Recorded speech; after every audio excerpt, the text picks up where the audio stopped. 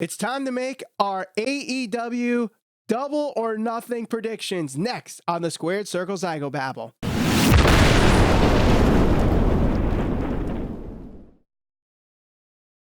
Hello and welcome to the Squared Circle Psychobabble. My name is Michael Valenti. This is Ralph Valenti. Don't forget to subscribe and hit that bell for notifications as we're trying to hit 5,000 YouTube subscribers before All Elite Wrestling Double or Nothing. And it seems like the card is not 100% official because of what happened with Hangman and Pac, but we'll still make the predictions regardless. There are, I believe, 11 matches of the night. So we'll start with the pre-show matches on the show called The Buy-In. I really love this whole casino feel to all these. Absolutely. I love the whole theme to it. And it starts with the Casino Battle Royale. There are 21 competitors in this. 5 people come out in waves every 3 minutes, depending on what suit they're drawn. And of course, the guy that draws the Joker is Lucky 21. We know some of the names, not all of them. We know MJF. We know Joey Janela. We know Jungle Boy Nate Coy. Brian Pillman Jr., who was a former guest of the Squared Circle Psychobabble. Glacier, Billy Gunn, Sonny Kiss. So I would assume it would be one of those already announced names to win it. But, you know, they might have a surprise for Lucky 21. You never know who's going to show up. Now, I know last week, one of our most viewed episodes, we had talking about Jack Swagger or Jon Moxley, or Dean Ambrose showing up at Double or Nothing. So do you see them showing up at this moment as Lucky 21 and maybe even winning? I could see either one of them showing up at Double or Nothing, but I don't think they'd actually be involved in this match. Mm-hmm. I think somebody like Dean Ambrose or Jon Moxley will actually get involved in either a main event or one of the matches come out, similar to how Jericho came out at All In when he attacked Kenny Omega. Right. So something like that, only because, you know, when you talk about who he is and what he's accomplished, yes, I understand like having him in this match would mean a lot as far as a credibility standpoint for the show, but it is still a pre-show match. So I think that having him, you know, do a run-in of some sort would mean more. It's highlighted more because it's at a more significant part of the show. Right. I think they are definitely going to use this 21 as a big surprise. Yep. I don't think Moxley, as you pointed out, Moxley might be doing something on the main card, but I think that might be too big of a name to just do as Lucky 21. But then again, they want people to buy into the show. So if you have a casual fan that is watching on YouTube before buying, and they're like, let's see what this is all about. And Dean Ambrose is actually there. Yep. You could have that Lex Luger showing up at the Mall of America moment where it's like, oh, we weren't expecting that, and things are on. Yep. So, you know, I could see it. I just have to throw this out there. Is it CM Punk? I doubt it. I highly doubt it. If CM Punk is coming back, again, when you talk about who CM Punk is, what he's accomplished, he's an established guy. No disrespect to anybody that's in the pre-show match, but a name like CM Punk doesn't belong in a pre-show match. He's like a main eventer. Right. Still. All right. So who do you think wins? And who do you think is Lucky 21? What's your prediction? Ooh. Lucky 21. I think so. I'm going to say that my pick of who I think is going to win and who I think is going to be number 21 are going to be the same. So I think, of course, because he was also a guest on our show, I'm going with Brian Pillman Jr. Really? He's a guy that, you know, I think he's going to do a lot of big things in the next few years coming up. I think that he's done a lot of good things in MLW in his short time there. And he's only been wrestling for, I think, a little over a year now. Yeah. And, you know, his name, obviously, he's a Pillman, so he's the son of Brian Pillman, but not only that, but what he's been able to accomplish in the short time that he's had in wrestling, I think it's impressive, and I think that he's going to be a big name for the years to come. Now, I could totally see that happening, but I do think the person drawing Lucky 21, if it's not Swagger or Moxley, I believe the Lucky 21 will win this. I believe it's going to be MJF. He would be my second pick that I haven't. So MJF, for a lot of the reasons that you bring up, he's doing a lot of great stuff in MLW and doing all the stuff in the independents. And, he's highly focused on being the elite with his storyline with Cody Rhodes. So if, he ends up being AEW champion, you can bring it down the line where Cody becomes his number one contender. So I would definitely see MJF winning this one. If it's not MJF at Lucky 21, maybe Sean Spears is Lucky 21. That's certainly possible as well. But still, MJF wins. Okay. That's my pick. All right, so next up here, the other buy-in show is Sammy Guevara against Kip Sabian. I'm going with Kip Sabian on this one, only for the fact that, personally, the way they have shown Sammy Guevara on being the elite, it's like he's such a nice guy, but no one wants to like him. Yeah. So I think they're going to book him badly at the start just because of that. And quite honestly, I'm not a big Sammy Guevara fan, so I'm going to go with Kip Sabian on this. Well, I'm taking Sammy Guevara for the opposite reasons. I think that they're intentionally doing that on being the elite so they can set him up for, hey, you guys aren't taking me seriously, but look, I'm here to stay. I'm a competitor, whatever the case may be. So I'm going with Sammy Guevara in this match. All right. Now let's move on to the main show, and we'll get it out of the way. The match that is supposedly canceled at the time of this recording, due to the reports of Dave Meltzer saying, due to creative differences, Hangman Page versus Pac. So we will make a prediction based on if the match is still on or if it is changed. Right. So we'll start with, if it's still on, Hangman Page versus Pac. Who you got? I'm taking Pac. I was taking Pac all along. I think that if there's anybody, when I go through the list of the guys who are from the elite, so to speak, who can afford to lose to a guy that's established, I think it is Hangman Page. He can certainly build himself back up. They could have a great match, assuming it happens, and he could look strong and everything else. Pac is an established guy. He can succeed outside of AEW or WWE. We've seen that happen now. So I don't think he loses much credibility from losing to a guy like Pac. So I'm going to go with him if this match happens. I agree. I will go with Pac winning if it happens. Obviously, being a guy who has still yet to be pinned since leaving WWE. The last person that's pinned him is Enzo Amore. So naturally, we'll see Pac versus The Undertaker next year at WrestleMania. Yeah. Streak versus streak. Streak versus streak? Yeah. No. But I definitely go with Pac here. He is he's a Dragon Gate champion. They obviously want to protect that championship. And I don't think there's any other way to do it other than having him win outright. Correct. And, Hangman Page, people can gain sympathy on him for doing this whole Full Gear challenge. And, he tried so hard, but just wasn't there. Yep. And maybe he, it's like Rocky and Rocky 2. Rocky 1, he wasn't there he didn't say he wanted to win. He just wanted to go to the distance. Right. And then Rocky 2, he ends up winning. So you could do the same story there. And maybe Pac eventually drops the Dragon Gate title between those two matches. If this doesn't happen, who is Pac's replacement? Yeah. So that's kind of hard to tell. I'll give you two choices. One of them is a hopeful choice, and the other one is a safe bet, just in case this match doesn't happen. I think MJF is somebody like, an established guy that can certainly fill in. Similar but different. You remember back when TNA was TNA and they had issues with Scott Hall. Scott Hall no-showed a pay-per-view, and they had oh man, I'm drawing a blank. Who filled in for Eric Young? Eric Young filled in with Samoa Joe to go against Nash and somebody else. I don't remember off the top of my head. Similar situation. Pac, unfortunately, looks like he might not be able to make the show, or he's not going to do the show because of the creative issues. Having somebody like MJF, who is an established guy on the independent scene, he's done a lot. The hardcore fans are going to know who he is. He can gain a lot from being in a match against a guy like Hangman Page, who is already established, I would say. But if he's already in the Casino Battle Royale, I don't think that matters. There's guys that wrestle more than one. True, but do you take him out of the match? No. You just put him into the Hangman Page match? No. Or if they, let's suppose they do it as almost like an open challenge. MJF can come out.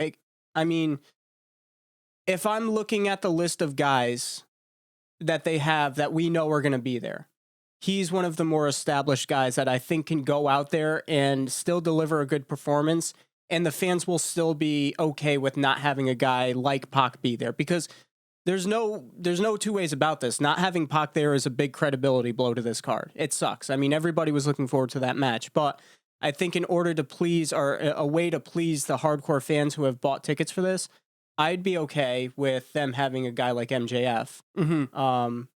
So there's that. My hopeful pick, of course, is going to be Jon Moxley, because that's, when you talk about credibility-wise, inserting somebody in there who is probably, well, has just as much credibility as a guy like Pac. Right. And, somebody that's established within the industry, especially to the casual fan, it's Moxley. So if Moxley's going to be there, that's the match that you need to have him in. I agree with you 100% that I think the replacement will either be MJF or Jon Moxley.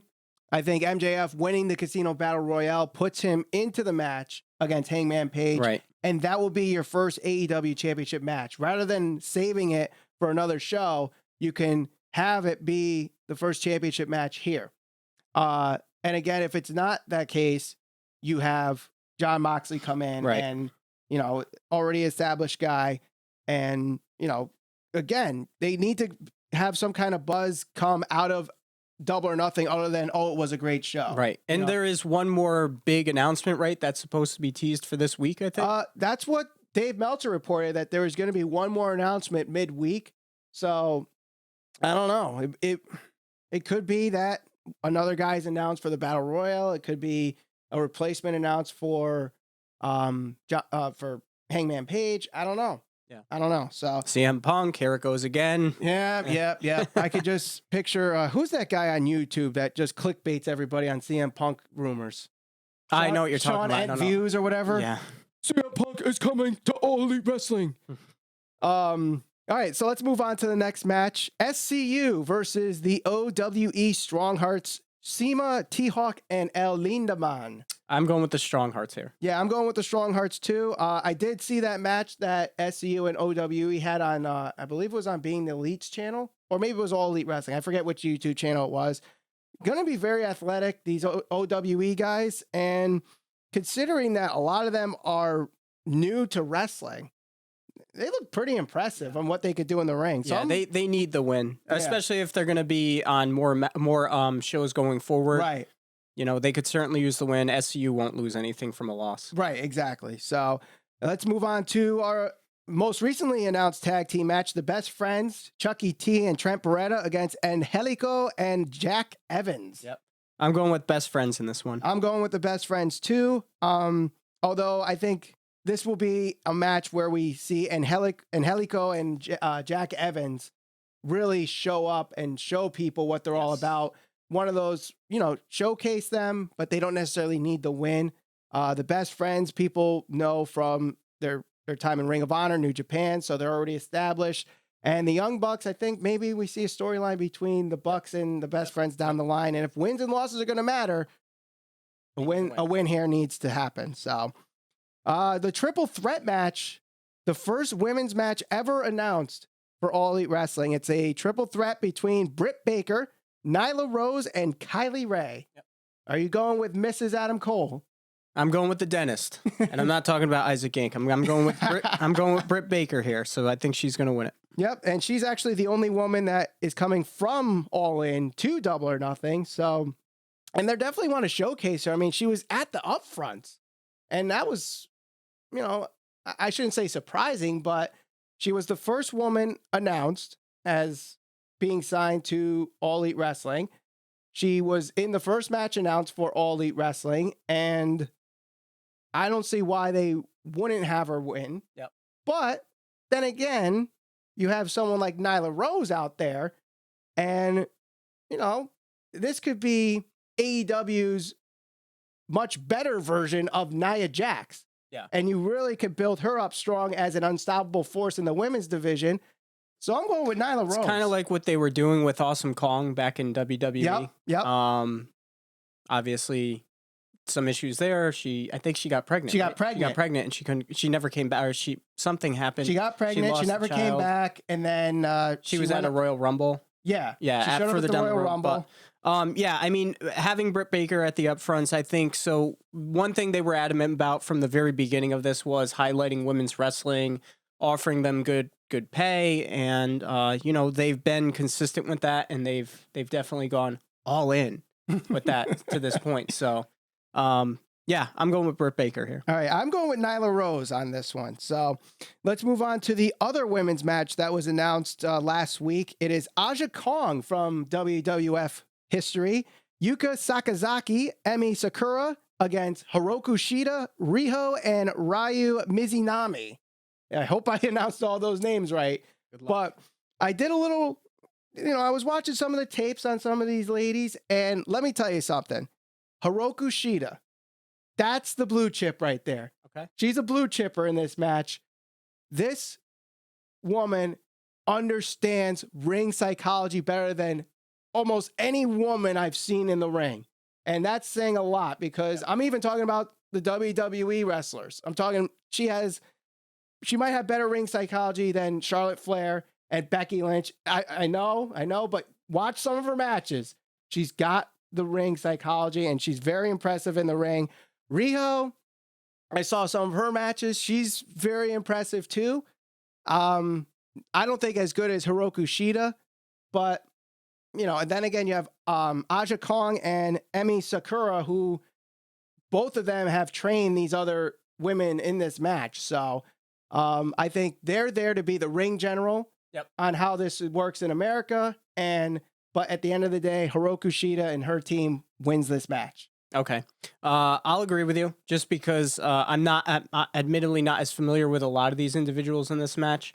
I know some of them. Aja Kong, obviously, she's more well-known, I guess, than some of the other ones, but sounds good. You convinced me. So. All right, let's move on to the next match. Our three big matches of the night. We'll start with the tag team match. The Young Bucks, Matt and Nick Jackson, against the Lucha Bros, Penta Jr., and Rey Fenix for the AAA Tag Team Championships. Now, we know the Young Bucks are currently the tag team champions after they surprised everybody showing up at the AAA show, boosting ratings to an all-time high, 4.5 million people in Mexico watching that match, and beating Pentagon and Rey Fenix in that match. Do they take the titles back from the Young Bucks? Yeah, I think that the Lucha Bros do win this. I think that having the Young Bucks win the belts initially was really to set up this match for the titles, so to speak, in a way where the Lucha Brothers can win them back. And again, when you talk about wins and losses, I don't think they really lose much credibility losing to a team like the Lucha Brothers. Mm-hmm. I think this is probably going to be the best match of the night. It could be. It really could be. And I love Pentagon Jr. I believe he is the best luchador in the world. The Young Bucks have really impressed me in the last couple of years. They've definitely broken that reputation of being spot monkeys. Matt Jackson, ever since that match at Walter Pyramid, where it was the Bucks against the Golden Lovers, that's when I was convinced these guys finally get it in the ring. They're not just flip-flops and dives and whatnot. They understand the ring psychology, and I really have liked them ever since. However, I'm going with the Lucha Brothers on this one. Now, the match that should have happened at WrestleMania that we never got, we're getting here at Double or Nothing. The Battle of the Brothers. It is Dustin Rhodes against Cody Rhodes. Who you got? I'm definitely going to go with Cody on this. And I think there's going to be a little bit of symbolism and significance to this match. So all along, they've been playing into this, not the brother versus the brother. Yes, of course, there's a little bit of that going on, and rightfully so, because there is a lot of history in this match. But the other thing that they've been playing on is the fact that, the generation of wrestlers or the guys like the Elite and Cody Rhodes, they're always compared to the Attitude Era. Goldust is one of the more iconic characters from the Attitude Era. Right. So Cody has been saying all along he's going to kill, essentially, the Attitude Era. And if you're going to offer an alternative to WWE and say that you are going to offer this alternative that's, we haven't had in 20 years, essentially since Vince McMahon has held a monopoly on the wrestling industry, this can be more symbolism having Cody Rhodes go over his brother in this match. So it's not just about, brother versus brother. I think having Cody pin an iconic guy like Goldust or, Dustin, it means more than just a win or loss from brother to brother. So I think Cody wins, and it's going to be symbolic of the changing of the guard, if you will, where AEW is now essentially the new guy in town, right? If you will. I agree. I think Cody's going to win, and I know a lot of people might say, well, Cody's just booking himself to win. And I think this is the best way to protect himself from that, because while Dustin can still give Cody a good match, I don't think a lot of people would honestly believe that Dustin can win this match. So you kind of protect that, oh, Cody's just booking himself to win everything. No, they could still have a good match. They could tell a good story, and Cody could still win. I wouldn't be 100% surprised, though, if Dustin were able to pull out a surprise win here. I personally don't see it. I see Cody winning. And I'm excited to see how the story is told in the ring. This isn't going to be, your gymnastics and flip-flops and suicide dives kind of match. Yeah. This is going to be the storytelling type of match that, personally, I like over the gymnastic type matches. Tell me a good story in the ring. Yeah. Why are they doing these moves? Why are they trying to win? Not just, let me just do a suicide dive because it gets a good reaction from the crowd. That match right there is definitely going to tell that story. It's going to be very similar to the match he had it all in with Nick Aldis. It's going to be a different type of pace, a different type of feel, which is fine. And that's going to really speak to the older fan, your fan that grew up watching like Ric Flair and Steamboat, your Bret Hart matches, I don't know, take a pick, your Hulk Hogan's, Hulk Hogan wasn't amazing in the ring, but there was a certain psychology and a certain cadence, a certain pace to the matches. Moves meant something. Not to say that the other style, like a Kenny Omega or anybody that, any of those guys are used to is bad or wrong. It's just different, and that's fine. But this will kind of break up the show nicely. I think that they'll have a good performance. I don't know if this will be like a all-time great match, but I know that the fans are definitely going to be into this. Yes, I think so. This might be the most invested match of the night. Is it going to be Owen Brett WrestleMania 10? Probably not, but it's definitely going to be the most invested match in my opinion. The one thing I keep seeing people say is, Dustin is older or whatever. Don't sell him short. I mean, all those years experience, you're going to really see that come through in a match with his brother Cody. I mean, they both have tons of experience. Right. So like when you talk about the ring psychology and having moves matter and all of that stuff, you're going to see that in this match, I think, for sure. Yeah, and I think this could be Dustin's farewell match. His swan song? His swan song. So he's going to leave it all out there. And I think with that, he really wants to make this, let people know that, you still got it. That you still got it chant might come out with Dustin. Yep. Even though he says he never lost it. But who knows? All right, let's go to the last match. I would think it's the main event, but seeing how All In, the tag team match or the 6-man tag ended up being the main event, they might save this one for earlier just to give it the time it needs. Yep. And that's Kenny Omega versus Chris Jericho 2. Yep. They had their match at Wrestle Kingdom where Kenny Omega beat Jericho for the IWGP United States Championship. Do you see Jericho making it even 1-1? I don't. I think Kenny's going to win this only because, when you think about it, granted, I'm a huge Chris Jericho fan. I do think he's one of the best wrestlers in the world. But when you think about what Kenny Omega has accomplished over the last several years and you look at what he's going to mean for this company going forward, I think that he's going to be like their kingpin. He's their guy that's going to stand out more than anybody. He's going to essentially be their John Cena, if you will. Jericho's great. He's going to be his villain. Maybe they have like that Randy Orton and Cena feel going forward. Let's just hope they don't have 72 matches in 9 months. Keep them apart, but always have that history there. We know why Jericho is important to AEW because he's essentially trying to take credit for everything that AEW is and what it stands for and why they're successful and why they got the TV deal. But I'm going to go with Kenny in this match. I'm going with Jericho. Okay. Just to prove to everybody that WWE are not the only ones that do 50-50 booking. Jericho is going to win this, and they're going to set up a third match down the line. The trilogy. Yep. Now, I was talking to a friend of mine, Scott Criscolo of the Place to Be Nation Main Event podcast. And, we work together and we talk about AEW because we've been talking a lot about AEW ever since it was announced in January. And his show focuses more on WWE and a little hint of TNA and a little hint of New Japan Pro Wrestling. And he's a big Okada mark, huge Okada mark. So because Jericho has a match essentially 10 days later against Kazuchika Okada for the IWGP Heavyweight Championship, he believes that Okada will be in the audience that night at Double or Nothing. That would be very cool. Do you see that happening? I'd love to see it happen. I don't know. I mean, if it happens, then you start thinking, oh, is New Japan going to be partnering with All Elite Wrestling? Why would they set up a match that Jericho is not even doing for All Elite Wrestling? And to me, while it would be a really cool moment, I think the logistics of it won't work. Right.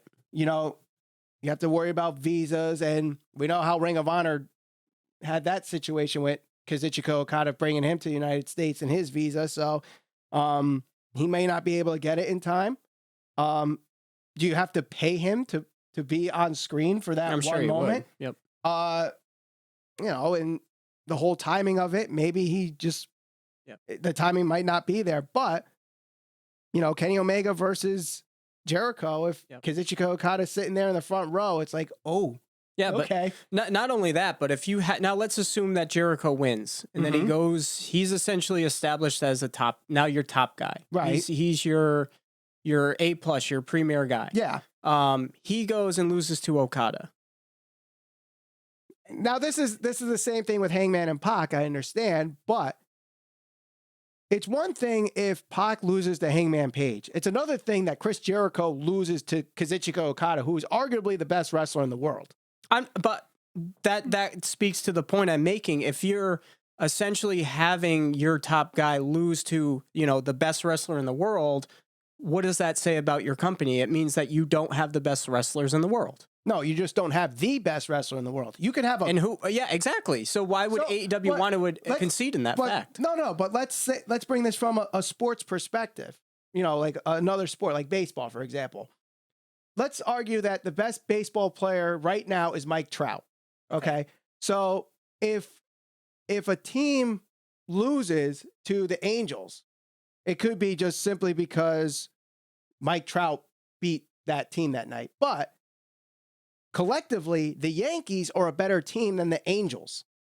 So maybe essentially you could build a guy who might not be better than Mike Trout, but is good enough to beat the Angels and Mike Trout, like an Aaron Judge or Giancarlo Stanton.